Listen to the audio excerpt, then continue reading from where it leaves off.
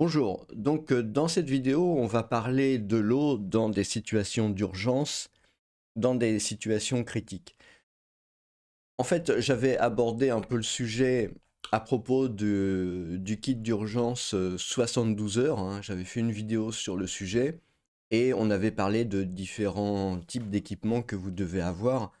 Mais cette fois-ci, je voudrais aborder spécifiquement le problème de l'eau potable. Donc il est recommandé d'en avoir 6 litres par personne en bouteille.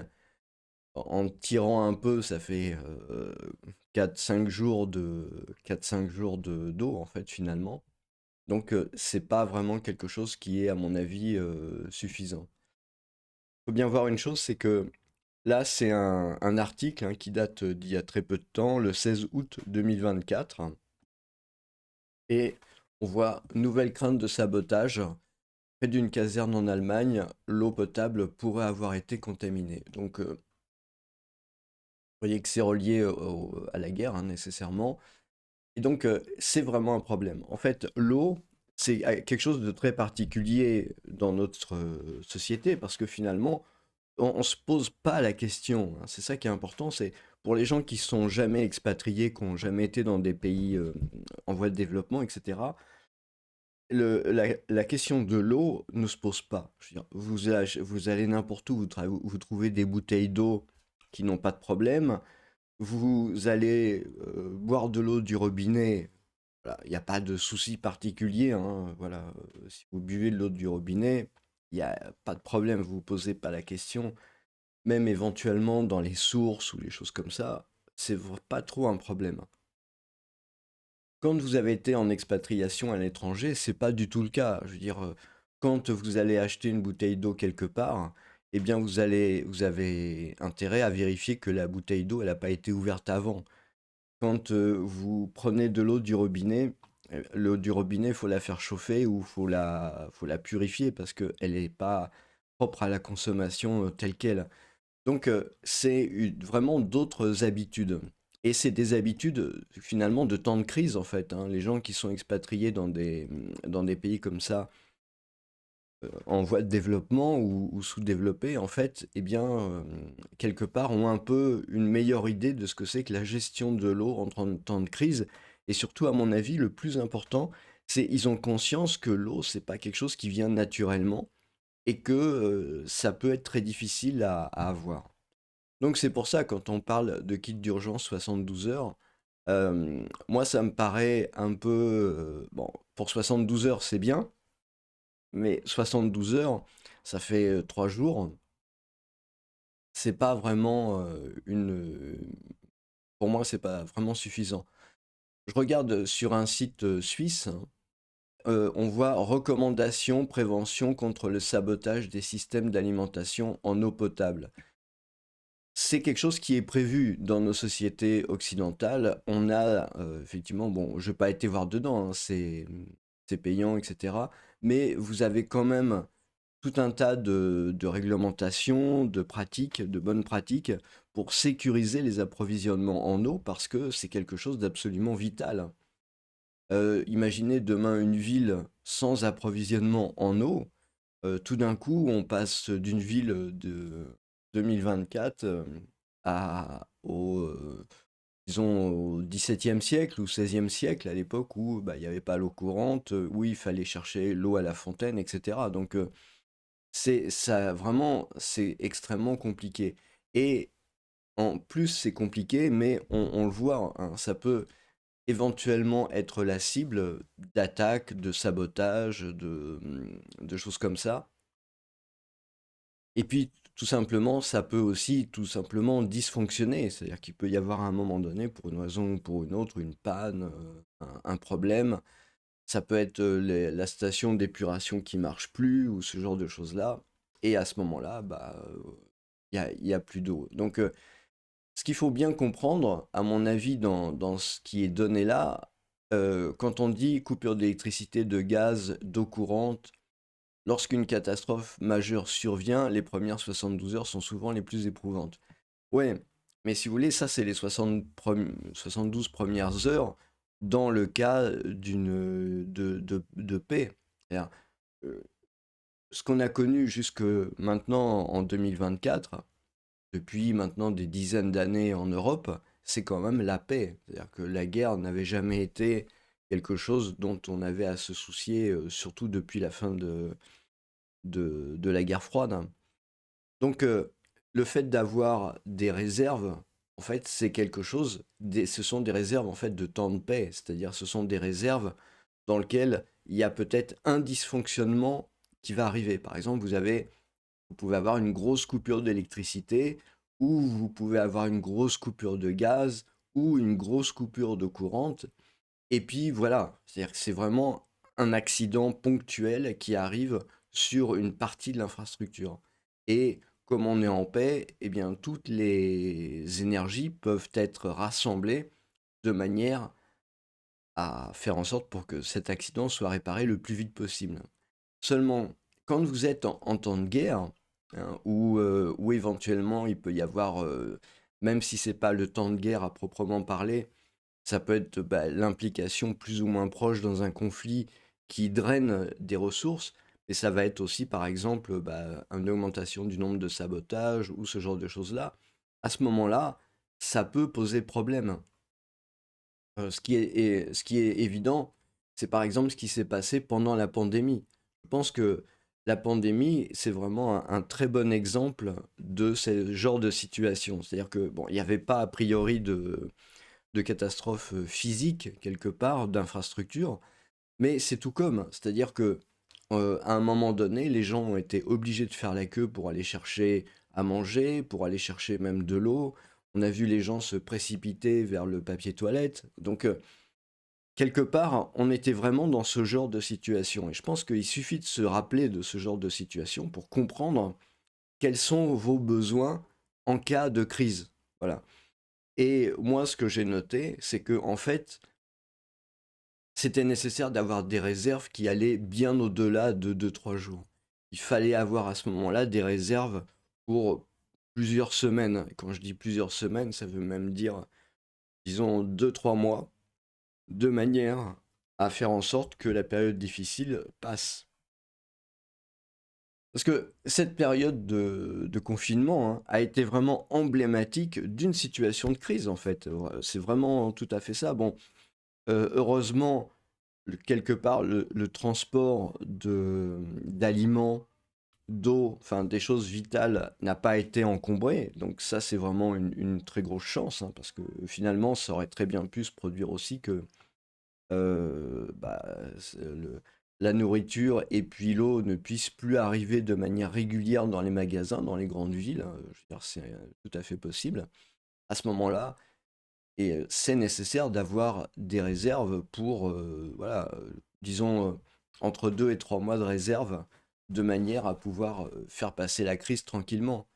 Personnellement, moi, c'est ce que j'avais fait. J'avais eu des réserves pendant voilà, quelques longues semaines, et j'ai pas été obligé de me taper les queues devant les magasins et ce genre de choses-là. Donc, j'en ai vraiment retiré la conclusion que quand il y avait une période de crise, il y a la crise aiguë, auquel cas, effectivement, vous avez les 72 heures euh, qui sont décrites là-dedans, mais après, vous avez quand même la suite, les conséquences, et la suite, les conséquences de la période de crise durent plus que 72 heures, parce que, mine de rien, au bout de 72 heures, peut-être l'État a pu mettre en place, s'il le peut, hein, parce que c'est ça qu'il faut bien voir, s'il le peut, l'État a pu mettre en place des choses pour pouvoir pallier donc de la distribution de nourriture, de la distribution d'eau. Mais je vous ferai remarquer que pendant la pandémie, bah, c'est pas vraiment ce qui s'est passé. C'est-à-dire que il n'y a pas eu, par exemple, de distribution à domicile ou ce genre de choses-là. C'est-à-dire que voilà, il fallait quand même aller dans les magasins, il fallait quand même aller chercher dehors. On aurait pu penser, par exemple, que à partir du moment où il y avait un confinement dur, bah, à ce moment-là, l'État prenait en charge la distribution de nourriture d'urgence et d'eau pour une ville. Et vous comprenez bien que c'est évidemment très difficile, hein. Alors déjà qu'ils avaient du mal à fournir les masques, mettre en place ce genre d'organisation, c'est un peu délicat, mais malheureusement, c'est ce qu'il aurait dû se passer. Donc le problème, en fait, c'est que vous devez avoir nécessairement de l'eau en bonne quantité. Et ça veut dire des réserves d'eau, hein, ça veut dire des réserves d'eau. Vous devez avoir de l'eau comme ça, en bouteille. Donc pour moi, je pense que, en fait, l'idée c'est, vous pouvez avoir, disons, trois packs, on va dire, pour une personne, hein. Trois packs par personne, quelque part, voilà. Donc ça peut être quelque chose, disons, le lot commun, on va dire, dans lequel, et que vous renouvelez le stock de temps à autre. Mais quand vous voyez une situation de crise qui commence à apparaître, il faut pas attendre le dernier moment, parce qu'évidemment, à ce moment-là, tout le monde se précipite pour aller acheter les choses de première nécessité. Mais quand vous commencez à avoir, je sais pas, deux ou trois nouvelles inquiétantes dans le journal, bah, vous rajoutez, je sais pas moi, par personne, deux ou trois packs d'eau supplémentaires, hein. Et puis comme ça, au fur et à mesure que la crise s'envenime, bah, vous avez plus de packs d'eau bon, qui s'entassent chez vous. Mais quelque part, il vaut mieux entasser les packs d'eau plutôt que de se retrouver ensuite à devoir faire la queue pendant je sais pas combien d'heures en attendant d'avoir un peu d'eau, quoi. Je veux dire, et c'est vital, vous pouvez pas vous en passer. Alors vous avez aussi la solution, donc bon, c'est pas de la publicité, hein, j'ai juste tapé bidon plastique vide, voilà. Donc j'ai vu ce qui était ramené par Internet, hein, on peut même regarder en termes d'image. Voilà, vous pouvez prendre par exemple des bidons de 10 litres avec poignée, hein, c'est important. Bon, c'est pas ce que, voilà. Genre, ce genre de truc-là, 10 litres, voilà, avec une poignée qui ferme, c'est très bien. Et à ce moment-là, bah, vous avez repéré des sources d'eau potable dans la ville, hein, ça peut être des fontaines ou des choses comme ça, et vous pouvez aller ben, chercher l'eau dans ces fontaines. De toute façon, il y a une chose qui est vraiment très importante, moi que je fais régulièrement, parce que quand on parle, je sais que c'est un peu mélangé tous les sujets, mais vous allez voir que tout finalement se recoupe sur la survie et sur le survivalisme en cas de crise grave. En fait, et je me suis aperçu que vraiment ça m'avait vraiment beaucoup aidé. C'est-à-dire que quand je vais faire les courses avec, je prends un sac à dos un peu dans ce style-là, hein, un peu dans ce style-là, et dans ce sac à dos, bah, je mets un peu plus qu'un pack d'eau. Ça veut dire que je mets un pack d'eau plus deux ou trois bouteilles. Donc ça fait à peu près, on va dire, une dizaine de kilos, quoi, à peu près, hein, vous voyez, parce que les packs d'eau, c'est 1,5. Donc 1,5, ça fait 9 kilos, 9 kilos d'eau.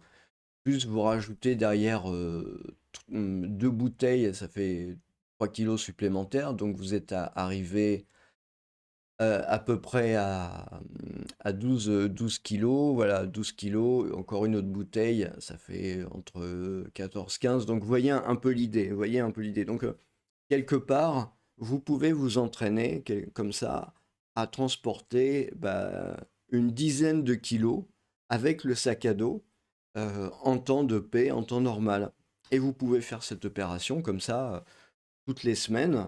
Eh ben, vous allez chercher votre pack d'eau à pied, hein, évidemment, la bonne blague. Vous allez chercher vos packs d'eau comme ça à pied. Vous essayez de faire quelques kilomètres, hein, moi je sais pas, entre on va dire 5 à 7 kilomètres, 5 à 7 kilomètres par exemple, pour revenir chez vous avec votre pack d'eau. Alors ça va être soit donc le pack, soit un bidon comme ça de 10 litres pour que ça fasse 10 kilos en fait. Et comme ça fait un très bon entraînement. Moi, je l'ai fait et je l'ai vraiment pas regretté. C'est-à-dire que je me suis soumis à cet entraînement toutes les semaines. Et après, en partant en vacances, eh bien, je pouvais avoir un sac à dos et vraiment, c'était génial, quoi. Je pouvais vraiment le porter bien rempli, etc. J'avais un entraînement quotidien parce que c'est ça le problème, c'est que dans la vie de tous les jours, en fait, on ne porte pas des choses lourdes, hein, on n'en porte pas du tout des choses lourdes sur le dos, etc. Mais si vous êtes amené à faire cet exercice de manière très régulière, par exemple toutes les semaines, bah, quand vous partez en vacances, eh ben, à ce moment-là, vous êtes tout de suite beaucoup mieux pour porter des sacs. Quand vous voyez, moi j'aime bien les vidéos sur le survivalisme et en particulier sur des gens qui vont en forêt. Bon, moi je trouve ça agréable, hein, la forêt, même au-delà de l'aspect survivalisme, je trouve ça agréable de voir les balades en forêt, etc. Mais on voit des gens qui portent des sacs qui portent des sacs qui peuvent être assez lourds, hein. Je veux dire, ça peut aller je sais pas, 15 à peut-être 25 kilos, 30 kilos. Eh bien, on a l'impression que ça se fait assez facilement. Mais c'est pas vrai. C'est pas vrai. C'est dur. Il faut quand même de l'entraînement. Il faut aussi faire les muscles, mine de rien. Il faut s'échauffer. Voilà. C'est pas facile. Vous pouvez facilement vous faire un tour de rein ou quelque chose. Donc, il faut vraiment prendre ce temps-là pour s'entraîner de manière très régulière, de manière à pouvoir, quand on parle de situation d'urgence et que évidemment et que éventuellement on veut partir en urgence avec du matériel et des choses comme ça, ben, il faut nécessairement avoir l'entraînement.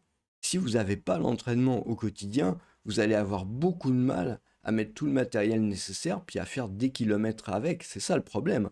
Parce que quand on parle de partir du domicile, c'est pas pour aller à 100 mètres. Il va falloir faire des dizaines de kilomètres par jour et donc ça va être compliqué. Si vous n'avez pas l'entraînement, vous n'y arriverez pas.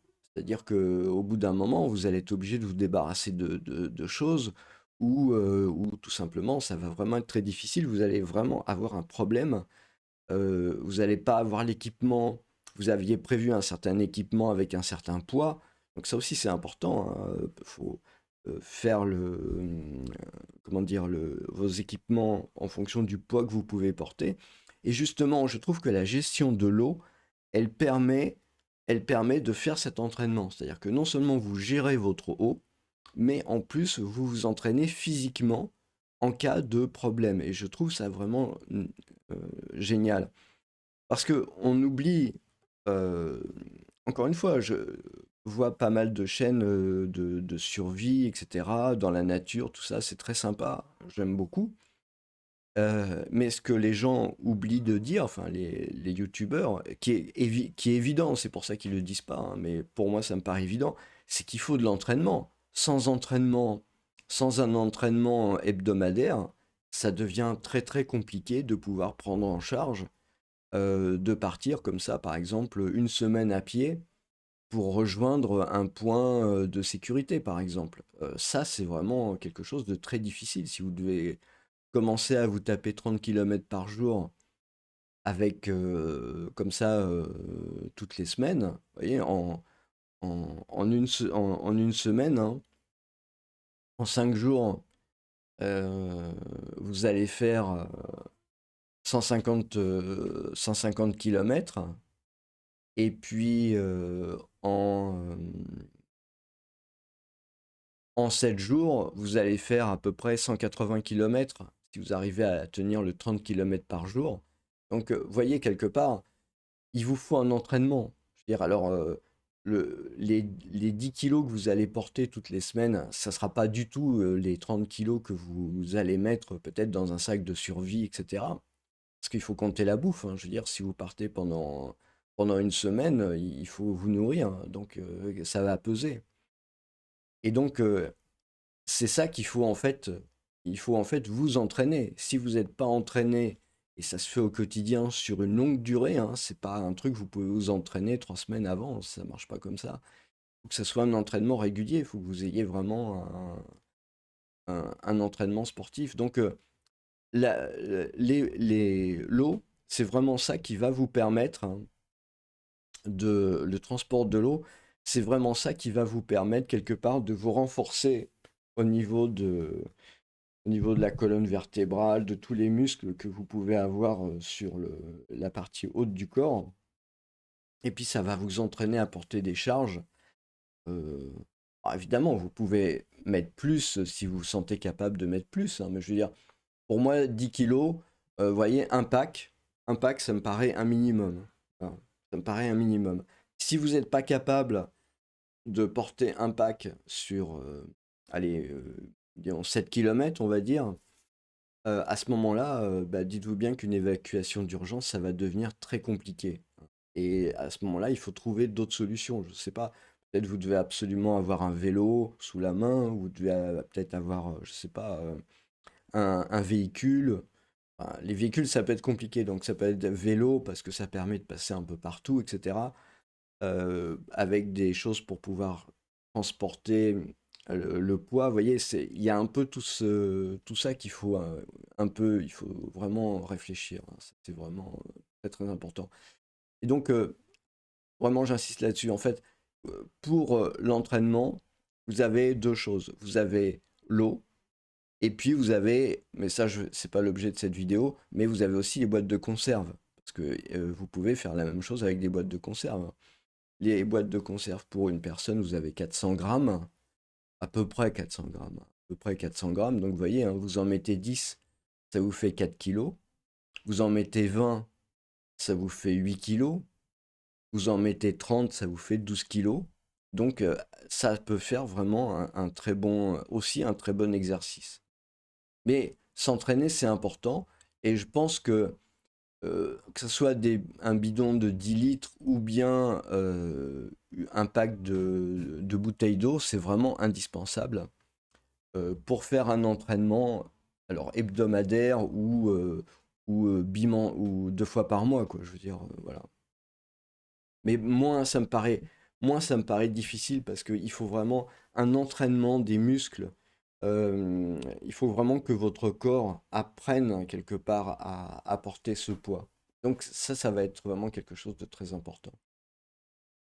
Ouais, donc j'avais fait donc la consommation d'eau n'a pas d'influence sur la qualité de la digestion. Je suis pas trop d'accord en fait.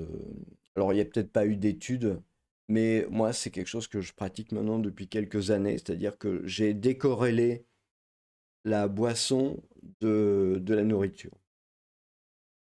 Et clairement, je trouve qu'au niveau de la digestion, en fait, ça se passe vraiment beaucoup mieux. Il n'y a pas photo, hein.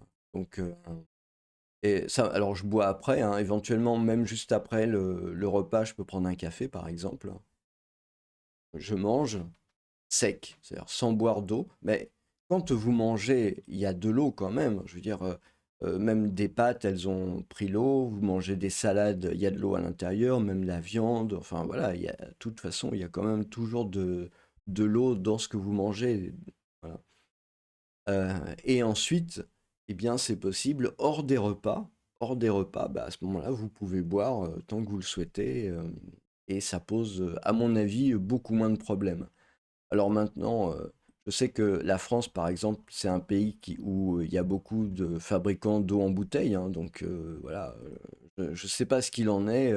C'est toujours un peu pareil de nos jours au niveau de la santé. Il faut arriver à trouver des études de gens qui peuvent être crédibles et qui ont pas de, comment dire,